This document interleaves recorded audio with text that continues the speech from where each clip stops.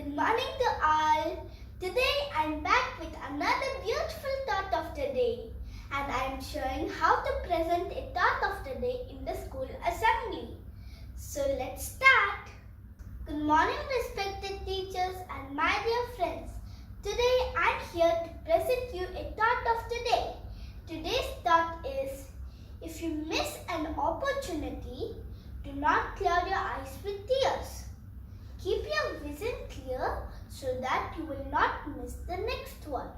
I repeat my thought. If you miss an opportunity, do not cloud your eyes with tears.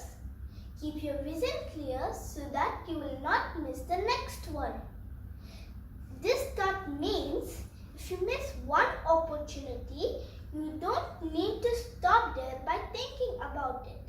Move forward so that you will not miss another opportunity. Thank you. I hope you liked my thought of the day. Please like, share and subscribe to my channel. Bye. Have a good day.